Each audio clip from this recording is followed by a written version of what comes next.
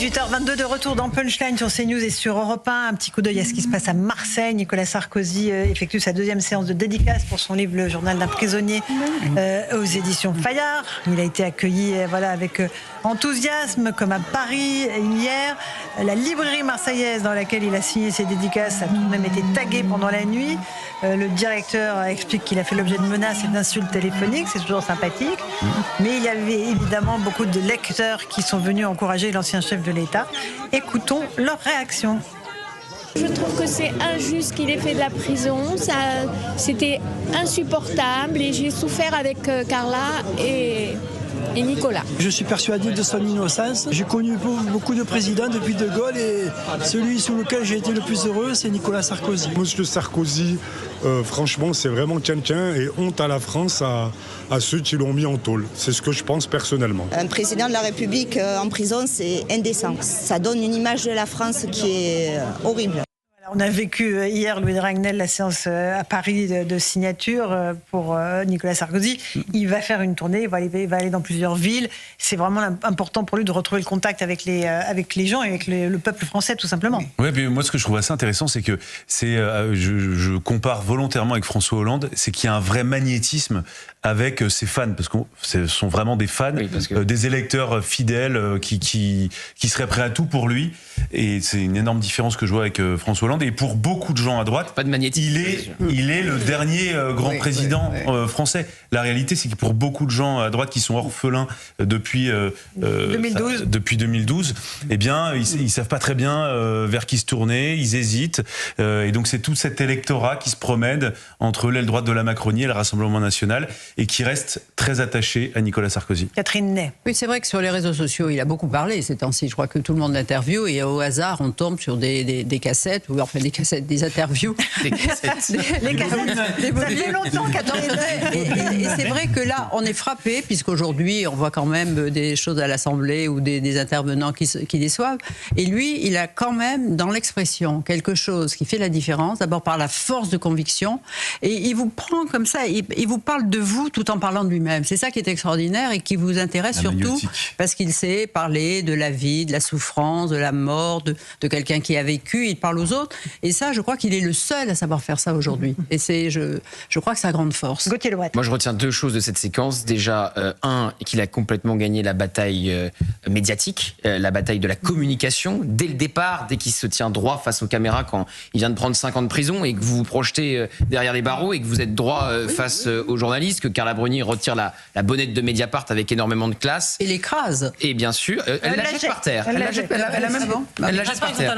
Elle a fait ça avec beaucoup de délicatesse. Et puis, évidemment, il y a la séquence où il entre à la prison de la Santé sans se cacher devant les caméras et la sortie avec la publication de ce livre. Et donc, cette deuxième dédicace qui est le début d'une longue série à Marseille avec du Monde hier, 2000 livres signés à Paris. Et puis, l'autre séquence, évidemment politique qui m'intéresse énormément, c'est ce que dit Nicolas Sarkozy face au Rassemblement national. Le Front républicain est dépassé. Ma famille politique, les LR, ne peuvent pas gagner seuls. Avec, je laisserai les téléspectateurs découvrir ce qu'il dit sur Laurent Wauquiez et Bruno Retailleau dans son livre. Mais enfin, vous avez compris qu'il pense que ni Bruno Retailleau ni Laurent Wauquiez ne peut gagner seul. Il n'y a pas l'homme providentiel qu'il était en 2007 où il a tout écrasé sur son passage en réconciliant, encore une fois, la classe bourgeoise et les classes populaires, ce qui a permis à la droite de s'imposer, ce qui n'a jamais été fait depuis. Marine Le Pen n'ayant jamais eu le vote bourgeois et Éric Zemmour n'ayant pas eu le vote populaire. Et donc, ça le conduit à adouber quelque part Jordan Bardella, qui est la fin de sa démonstration. Dont il dit qu'il pourrait être RPR. Voilà, dont il dit que c'est en fait un héritier du RPR, un héritier de Chirac. Il ne peut pas le dire, mais moi je peux le dire. Il y a même un sarkozyste qui ne dirait pas son nom, parce qu'il n'est pas de gauche sur le plan économique, contrairement à Marine Le Pen. C'est ce que sous-entend aussi Nicolas Sarkozy dans Le Point, dans son interview face à Franz-Olivier Gisbert. Et sur les questions régaliennes, vous allez me donner les différences entre Bruno Retailleau et Jordan Bardella. Il y en a très peu. Donc c'est vraiment très intéressant de voir cette évolution de l'ancien président de la République. Eugénie Bastier. C'est peut-être là d'ailleurs sa vengeance, parce que vous savez, il avait emporté le comte de Monte Cristo, je crois, en prison, ou les Trois Mousquetaires, je sais plus. Le comte de Monte Cristo, Edmond Dantès. Je pense que les juges vont peut-être regretter de l'avoir mis en prison parce que sa vengeance c'est déjà le succès de ce livre, qui à mon avis doit faire rager énormément de gens, à commencer par les juges qui l'ont mis en prison et les médias de gauche qui, on voit, sont très sarcastiques sur le livre et ne supportent pas. Donc première vengeance, et la vengeance ultime, c'est de briser le Front républicain. Quelque part, c'est un geste de vengeance à l'égard du système qu'il a mis en prison. C'est voilà, qu'est-ce que je peux faire pour emmerder le plus la gauche? Je vais briser le Front républicain, et donc j'enfonce ma pandérie. Et effectivement, ce qu'il fait est une forme de... Il y a un côté de Edmond-Dantès, effectivement, et qu'il arrive le retour du vengeur. Non, il y a du Edmond Dantès, et puis il y a du judoka qui retourne la force de l'adversité en sa faveur, en peu de temps. Hein. C'est quand même spectaculaire comme contre-attaque. Et puis ce que vous avez dit tout à l'heure, moi ça me frappe, le mélange entre les électeurs et les fans. C'est peut-être un des seuls présidents qui a des fans. En tout cas, des hommes politiques qui a des fans, en plus d'avoir des électeurs. Oui, peut-être, mais je crois... Un président. Oui, mais voilà, président. Oui, en effet, c'est pas du tout... Mais même des présidents qui étaient assez populaires, qui avaient un électorat populaire, il n'y avait pas ce côté... Jacques Chirac, quand même. Jacques Chirac. C'est magnétique. Il a que pour se faire... Jacques Chirac, peut-être. Ah oui, les meetings de Jacques Chirac. Enfin, dans le personnel politique... Ça fait longtemps qu'on n'a pas vu ça. Il n'y en a pas beaucoup, Ok. Un dernier mot sur Nicolas Sarkozy, Catherine, ou on avance? Moi, je peux dire un dernier mot, si vous voulez, chère Laurence, c'est parce que c'est quand même Catherine, pardon, il y aura peut-être un dernier mot après. Je pensais qu'il n'y avait pas de dernier mot. Non, excusez-moi. La jeunesse est un atout. Non, mais sur le Front républicain, il faut voir quand même qu'aux dernières élections, il y a 47, puis 50 députés LR, mais plus de 30 ont été élus grâce au Front républicain. Je veux dire, donc... sans le retrait de ORN, ils n'auraient pas été élus. Donc cette phrase qu'il a dite là est appréciée moyennement. Vous voyez, on imagine.